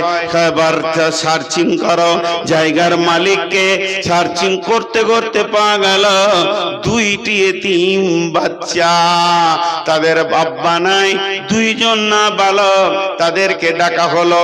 দয়ার নবী বললেন সোনামানিক, তাদের গালে হাত দিয়ে, ও সোনামানিক রে, তোমাদের জায়গাটা আমি পছন্দ করেছি, এখানে মসজিদ বানাবো। এবার তোমরা বলো। দুইজনে আনন্দে আত্মহারা হয়ে চোখের পানিতে খুশিতে বলছেন ইয়া রাসূলুল্লাহ, আল্লাহর জন্য ওয়াকফ করে দিলাম। নবীজি বললেন আলহামদুলিল্লাহ, কবুল করে নিলাম, তবে কিছু মাল না দিয়ে আমি মসজিদ বানাবো না। এবার বিশ্বনবী তাদেরকে কিছু মাল দেওয়ার চিন্তা ভাবনা নিলেন। ওই দুই ভাইকে তাদের হাতে কিছু অর্থ ধরিয়ে দিলেন। কেন অর্থ ধরালেন এ ব্যাপারে ইতিহাসবিদরা লিখেছেন তা তো ফ্রি দিয়ে দিয়েছিল, কিন্তু অর্থ দেওয়ার কারণ বিশ্বনবী দেখলেন যদি সামান্যতম মাল না দিই এমনিতেই এতিম, তারপরে কাফের বেঈমানেরা বলবে নবী মুহাম্মদ জবরদখল করে এতিমের মাল, ওদের কোনো শক্তি ছিল না, ছিনিয়ে নিয়ে মসজিদ বানিয়েছে। এই কলঙ্কটা পৃথিবীর বুকে হতে দিব না, ইতিহাসকে নোংরা করতে দিব না। তাই তাদের হাতে কিছু অর্থ ধরিয়ে দিয়ে ওই জায়গায় মসজিদ বানালেন, যে মসজিদটার নাম হচ্ছে মসজিদে নববী। কিছু না হলেও ছাদের ভিতরে 10 থেকে 15 লক্ষ লোক নামাজ পড়বে। এই মসজিদটা বর্তমান সরকার যা আছে এর আরো ডবল বানানোর জন্য উঠে বেড়ে লেগেছে। সমস্ত হোটেল 5 স্টার 7 স্টার হোটেলগুলো ভেঙে চুরমার করে দিয়ে মসজিদ বানানোর কাজে নেমেছে। অতএব বন্ধুরে, মসজিদ এমন একটা জিনিস, আল্লাহর ঘর। তাই বিশ্বনবী বলে গেছেন মান বানা লিল্লাহি মসজিদান বানাল্লাহু লাহু বাইতান ফিল জান্নাহ।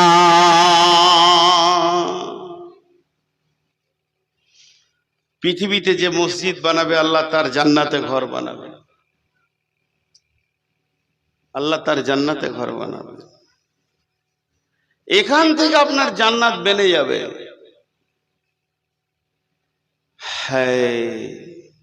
কিয়ামতের মাঠে আল্লাহর আরশের ছায়া ছাড়া কোনো ছায়া থাকবে না। সেই দিন 7 ব্যক্তি আরশের ছায়াতে থাকবে, তার মধ্যে একটা হলো রাজুলুন কালবুহু মুআল্লাকুন ফিল মাসাজিদে। ওই ব্যক্তি যার দিল মসজিদে পড়ে আছে, দিল মসজিদে পড়ে আছে। কিন্তু আমাদের অবস্থা খুব খারাপ। इस जमाना के लोग मस्जिद को बैतुल खाला जैसे इस्तेमाल करते हैं। মসজিদে ঢুকছো তাড়াতাড়ি, বের হচ্ছো তাড়াতাড়ি। মাশাআল্লাহ, রাস্তা ছেড়ে দাও গো, টোটোওয়ালাদের যেতে দাও, ওদের বেচা কিনা হয়ে গেল। মাশাআল্লাহ মাশাআল্লাহ। টোটো হইতে সাবধান, এরা কাকে কখন মারবে ওরাই জানে না। যাও, মেলাওয়ালাদের শেষ হচ্ছে কিন্তু জালসাওয়ালাদের শেষ হচ্ছে না। এত বক্তা না কি দরকার ছিল বলেন, আমাকে উত্তর দেন। 2টা বক্তাই তো যথেষ্ট ছিল, সন্ধ্যার দিকে একটা, এখন একটা, 10টার মধ্যে শেষ হয়ে যাবে। আলহামদুলিল্লাহ, হয়ে গেল জালসা।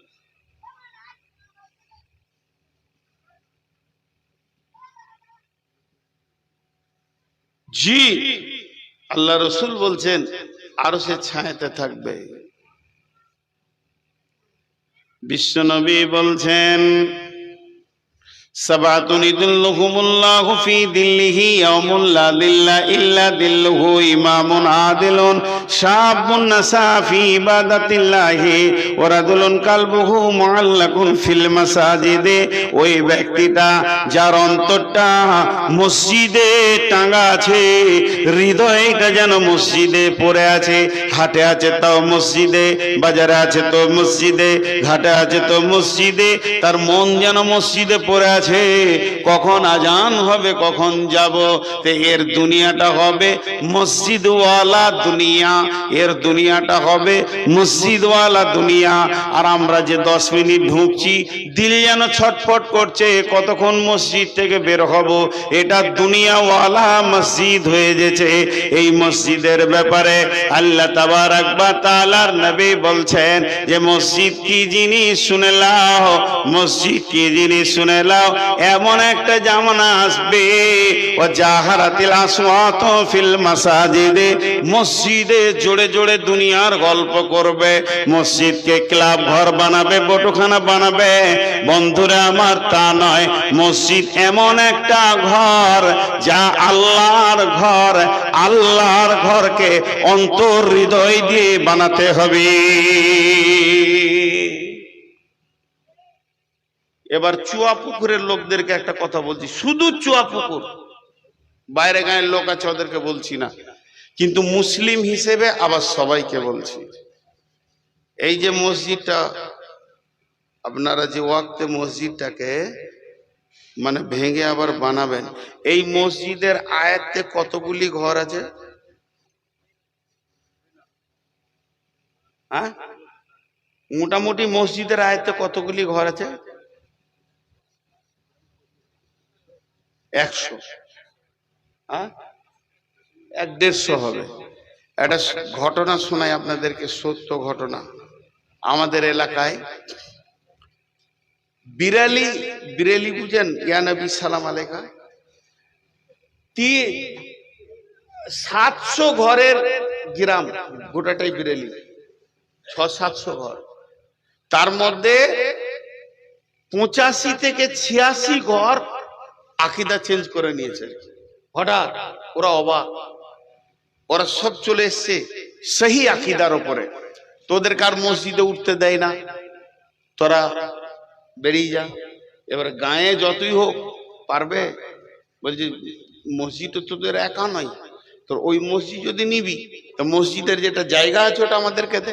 আমরা মসজিদ বানিয়ে একটা মিউচুয়াল হয়ে ওদেরকে একটা জায়গা দিয়ে ওদেরকে আলাদা করে দিয়েছে। ওরা এখন ধান্দা করছে যে নূর মোহাম্মদকে নিয়ে আসবো তো মসজিদ হয়ে যাবে, 2-3টে মসজিদ বানিয়েছে। কিন্তু আমি যে লোকের কাছে মেঙে বানাচ্ছি, আমি তো আর ধরেন বিদেশ থেকে টাকা, বড় বড় কোম্পানির টাকা তো আমার কাছে নেই, আমি লোকের কাছে দরজায় চেয়েছে বানাচ্ছি। তা আমাকে নিয়ে গেল, এরকম বায়ান করলাম, মহিলারাও বায়ান শুনছিল। খালি ওদেরকে একটা কথা আমি বলেছি, 80টা লোকের 80টা ঘর, 80টা লোকের 80টা ঘর, সবাই নিজে নিজে ঘর আছে না নেই? আর 80টা লোকের একটা ঘর, ওই সেখানে চলবে বাইরে গায়ে, বাইরে গায়ে। চুয়া পুকুরের লোকগুলোকে আমি মুসলমান হিসেবে দাবি রেখে বলছি, আবদার করে বলছি, 150টা লোকের এক,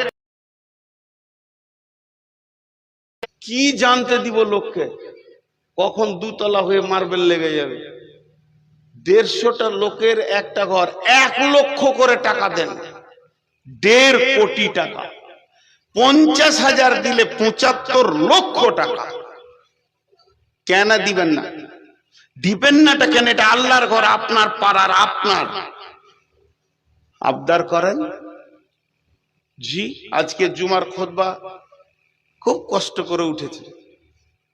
জামাই বলল আব্বা আপনি খুতবা দেন, উঠলাম তো খালি বললাম যে 275 ঘর আছো, 1000 করে টাকা এক সপ্তাহ, 1 মাসের মধ্যে ফেলে দাও, 1000 করে নিব, যে দেবে না তার বাড়িতে আমি হামলা করব। টাকা দিতে শুরু করেছে। মসজিদের একটা বড় সাবমার্সেল করে, আমাদের দিকে একটা সাবমার্সেল 70, 80, 90 হাজার টাকা খরচা হবে, কিন্তু বাৎসরিক 40 থেকে 50 হাজার টাকা ইনকাম আছে।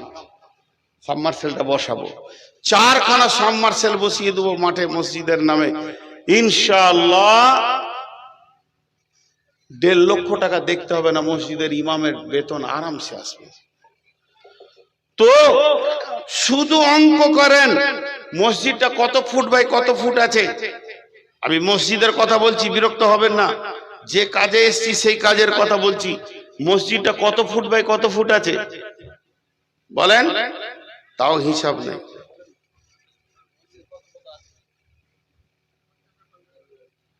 জি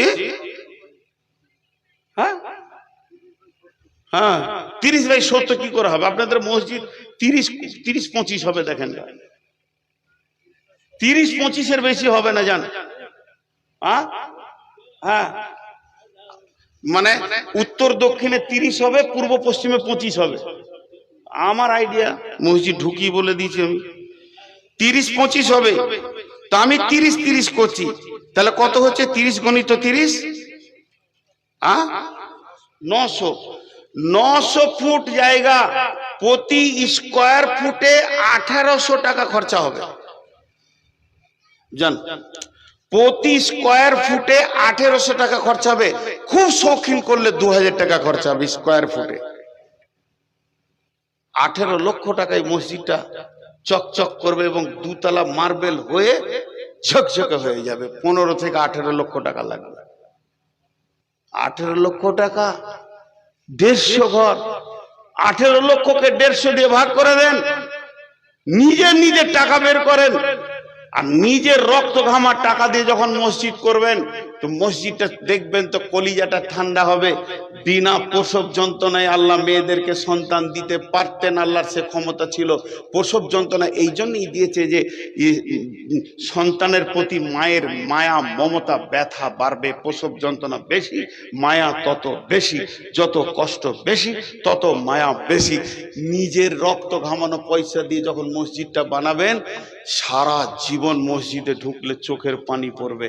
আর বিদেশি টাকাতে চকচকে করে নেবেন, মসজিদে মন বসবে না। আমি যেটুকু পেয়েছি, আমি একটা মসজিদে 6 বছর ইমামতি করেছি, মাদ্রাসায় শিক্ষকতা করেছি, শুধু বক্তা নয়।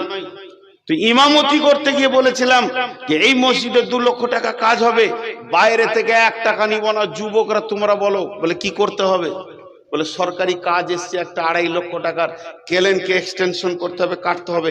তোমরা গোটা গায়ের যুবক এক হয়ে যাও, টাকাটা করে দাও, মসজিদের জন্য কাজটা করে দাও।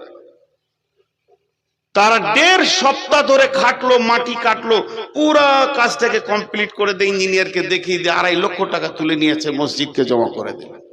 ওই ছেলেগুলো মসজিদে এসে যখন তহরিমা বাঁধবে, চোখে পানি পড়বে, চোখে পানি পড়বে। অতএব কিছুগুলো প্ল্যান আপনাদেরকে দিলাম, যে প্ল্যানে আমি মসজিদগুলো বানিয়েছি। ভাইরা আমার, আল্লাহর নবী বলছেন, মান বানা লিল্লাহি মসজিদান বানাল্লাহু লাহু বাইতান ফিল জান্নাহ। যে পৃথিবীর বুকে মসজিদ বানাবে, আমার রব তার জান্নাতে ঘর বানাবেন, জান্নাতকে সাজাবেন, সুন্দর করে সুসজ্জিত করে দেবেন। অনেক কথা আপনাদের সঙ্গে হলো, কতক্ষণ বকলাম, কতক্ষণ বললাম? 1.5 ঘন্টা। মাথা খারাপ, এখনো বোকা বানাতে চাইছে। 40-এ উঠেছি, 10। যদি ঘড়ি না দেখি তো আমার শরীর আমাকে বলে দেবে যে এখন 1.5 ঘন্টা চলছে। জি, আর 10 থেকে 15 মিনিট আপনাদেরকে দেব। উঠবেন না, খালি একটা শর্ত, কেউ উঠবেন না। আমি অনেক কষ্টের উপরে বক্তব্য রাখছি, আর আসবো না সেটা ঠিক আছে। এসে যখন গেছি তখন ভুলই করেছি। মানে যে বক্তারা শরীর খারাপ বুঝে আর আসে না, সুইচ অফ করে দেয়। আমি ওদেরকে পছন্দ করতাম না এতদিন, মনে করতাম বেঈমান, মিথ্যা কথা বলছে। কিন্তু আমি ভাবতাম যে পৌঁছে গেলে সমাজ তো বুঝবে অসুস্থ। সমাজ বুঝবে না, বুঝবে না, জি বুঝবে না। তো আল্লাহ রস্তে বলছি, আপনার আর 15টা মিনিট উঠবেন না। আমি দুটি কথা আপনাদের সামনে 15 মিনিট বলে নি, আর কিছুটা কনসিডার নিয়ে নিলাম অসুস্থ হিসাবে। অতএব আল্লাহ তাবারক ওয়া তাআলাকে সাক্ষী রেখে বলছি, একজনও উঠবেন না। হাতগুলো ধরে বলছি, কোনো আল্লাহর গোলাম আছেন একটা স্কয়ার ফুটের 2000 টাকা দেবেন? কেউ আছেন একটা স্কোয়ার ফুটের 2000 টাকা দেবেন? 16,000 টাকা দিলে একটা মুসল্লা হবে, একজন নামাজ পড়তে পারবে 16,000 টাকা একটা মসজিদে, একতলা মসজিদে। সব হিসাব মাথায় ভরা আছে। কেউ আল্লাহর গোলাম আছেন, আমি আরো হাদিস বলবো, কোরআন বলবো, আপনি ভাবিয়েন না যেখানেই ছেড়ে দিচ্ছি। ভাইরা আমার, বিশ্বনবী জামানায় একজন মহিলা মসজিদকে প্রতিদিন ঝাড়ু দিয়ে পরিষ্কার করে দিতেন। একদিন নবীজি মেয়েটিকে দেখতে পেলেন না। নবীজি বললেন, মেয়েটি কই? বলে, কোন মেয়েটি? বলে, যে মেয়েটি মসজিদকে ঝাড়ু দিয়ে পরিষ্কার করেছে। দয়ার নবী যখন বললেন, সাহাবীরা বললেন, রাসূলুল্লাহ, মেয়েটি মারা গেছে, তাকে দাফন করে দেওয়া হয়েছে। নবীজি যখন সাহাবীরা যখন বললেন, তখন নবীজি বললেন, চলো আমাকে ওই মেয়েটির কবরের কাছে নিয়ে চলো, আমি আল্লাহর কাছে তার জন্য ক্ষমা প্রার্থনা করব। আমলটা কি? মসজিদ ঝাড়ু দেওয়া। আর আমরা মসজিদ ঢুকি, নোংরা। ইমাম সাহেব, ইমাম সাহেব, ইমামকে দিয়ে ঝাড়ু দেওয়াবে। ঝাড়ুদার কই? ঝাড়ু দেয় কি কেন? জি, আমি একজন লোককে দেখা করতে গিয়েছিলাম কোনো কাজে, অনেক বড় আল্লাহওয়ালা মানুষ, দিনদার মানুষ এবং ইঞ্জিনিয়ার, ইংল্যান্ড থেকে পাস করা, চারিদিকে কোয়ালিফাইড মানুষ। তো আমি মসজিদে দাঁড়িয়ে আছি, তো একজন ডাকতে গেলেন, তুমি এসি মসজিদে ঢুকি ঝাঁটাটা হাতে নিচে। বলেন, জি আমাকে দেন। বলেন, না, আপনি মেহমান, আমি মেজমান, মেহমানের অনেক ইজ্জত আছে, এটা দেওয়া যাবে না, আমি ঝাড়ুটা দিই। কি রকম মানুষ! মসজিদে আমি ঢুকবো, আমি ঝাড়ু দিব। আল্লাহ রসুল কত বড় কথা বলেছেন। দীর্ঘদিন মসজিদে নববীতে আলো জ্বলেনি, দীর্ঘদিন মসজিদে নববীতে আলো জ্বলেনি, আঁধারে নামাজ হতো। সাহাবীরা উঠতেন গভীর অন্ধকারে, রাস্তা না পেয়ে দেয়াল ধরে ধরে, খুঁটি ধরে ধরে তারা বের হতো। মসজিদে নববী আঁধারে দীর্ঘদিন চলেছে। যখন 1.5 লক্ষ সৈন্য নিয়ে বাদশাহ হিরাকেল মুতার প্রান্তে চলে এলো, আল্লাহর নবী মাত্র 10,000 সাহাবীকে নিয়ে, মুজাহিদ নিয়ে পৌঁছালেন। হযরতে উমর ফারুক আল্লাহ রাসূলের সঙ্গে রয়েছেন। সেই জায়গায় যখন লড়াই শুরু হয়ে গেল, 1.5 লক্ষকে তারা ভাগিয়ে দিল। আর ওই 10,000 সাহাবী রোমের ভিতরে ঢুকে বাদশাহ সম্রাটের সোনার মুকুটটা পর্যন্ত নিয়ে চলে এলো। সোনার মুকুটটা বাইতুল মালে জমা হয়ে গেল। ওটা কত ওজন ছিল যে একটা মানুষের ঘাড়ে দিলে ঘাড় রাখতে পারবে না, তার ঘাড় বেঁকে যাবে।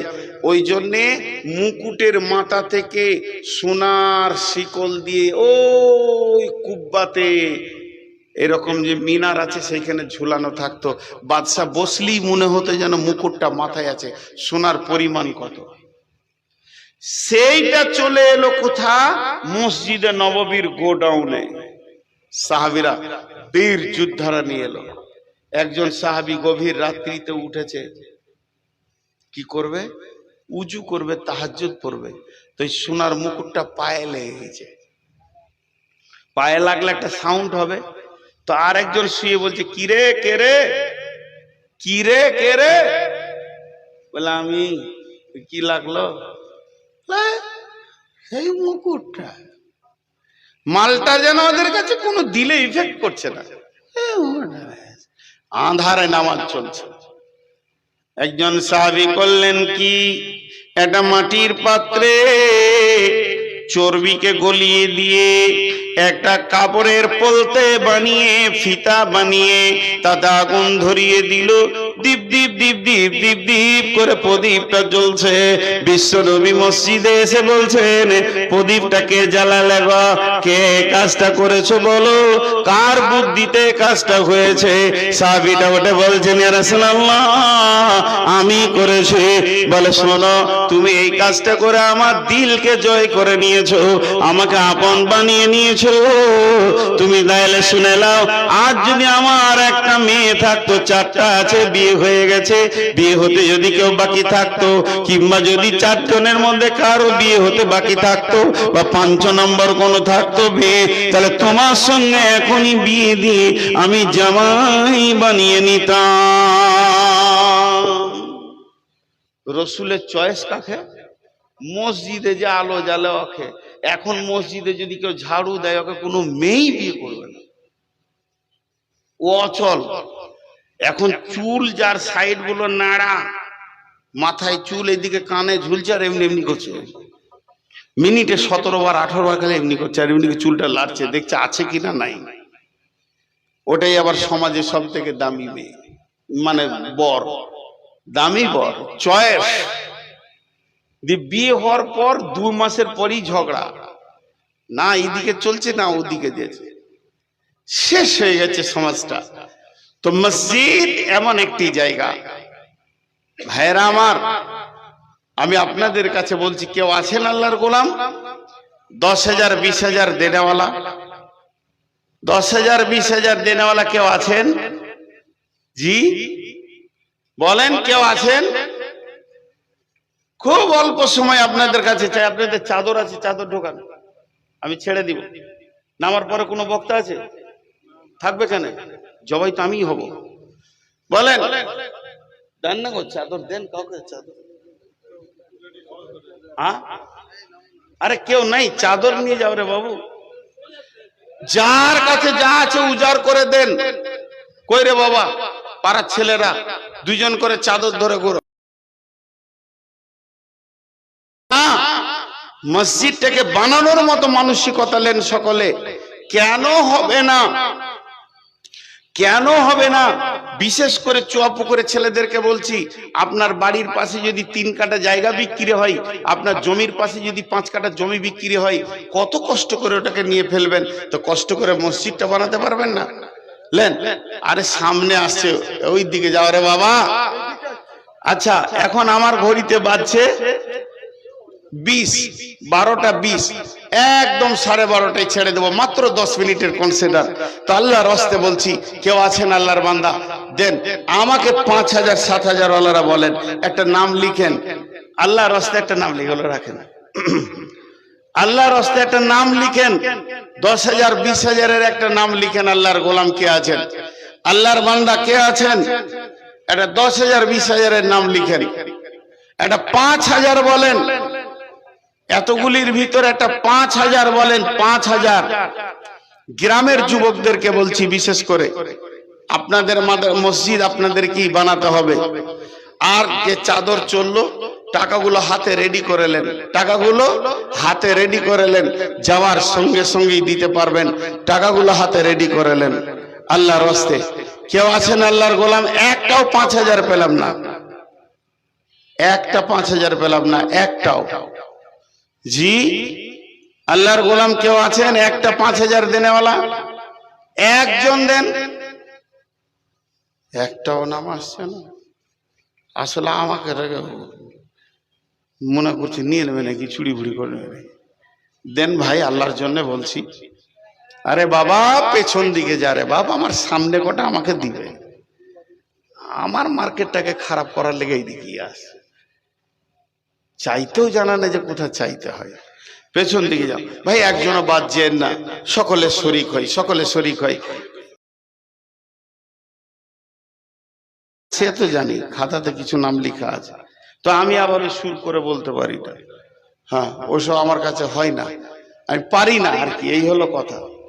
জি ভাই, আর কেউ আছেন? 1-2 হাজারও বলেন, যেমন এখন 500-500 করে 2 জন দিলেন। জি 2,000 টাকা। ও আচ্ছা আচ্ছা, মাশাআল্লাহ। আর কে আছেন? 1-2 হাজার দেনেওয়ালা আর কেউ আছেন? আল্লাহর গোলাম 1-2 হাজার দেনেওয়ালা কেউ আছেন? একটাও নাম আসছে না, একটাও আসছে না। কি করি বলেন? এর থেকে আর কি ভাষা বলবো? আরে বাপ, এত গুনে কানে বললো, হ্যাঁ, এত লেটে কখন থেকে বলছি। ও বিচারা দেখছি যখন চাইছে তখন দিই। আর কেউ আছেন? এই 1000 দিয়েছে একজন আল্লাহর গোলাম। আর কেউ আছেন 1000 দেনেওয়ালা, 2000 দেনেওয়ালা? যা, 1-2 হাজার দেনেওয়ালা আর কেউ নাই? এখানে চাদর দাও, এখানে আপনারা 10-20 যা দেবেন দিয়ে দেন, হাতে হাতে হাতে হাতে দিয়ে দেন। আচ্ছা শুনেন, আমি আপনাদেরকে দোয়া দিই, দোয়াটা নেন। এই আল্লাহ, তুমি আমাদেরকে মসজিদ বানানোর তৌফিক দাও। আল্লাহ, এই মসজিদটা যেন সুন্দরভাবে হয়ে যায় সেই তৌফিক তুমি আমাদেরকে দাও। এই আল্লাহ, যারা গোপনে দান করে তারা দান যেন এসে এখানে পৌঁছে দেয় সেরকম তৌফিক তুমি দাও। এই আল্লাহ, যতগুলি কথা শুনলাম বা পূর্বের বক্তারা যা বলেছে সেগুলো আমল করা তুমি তৌফিক দাও। এই আল্লাহ, রুজি রোজগারে তুমি বরকত দাও। এমন লোকের কাছে দোয়া করছি আমিন বলছে না। সাংঘাতিক কঠিন জায়গা। এই আল্লাহ, যারা আমাদের মা বাপ ভাই বোন কবরে চলে গেছে আল্লাহ তাদেরকে তুমি মাফ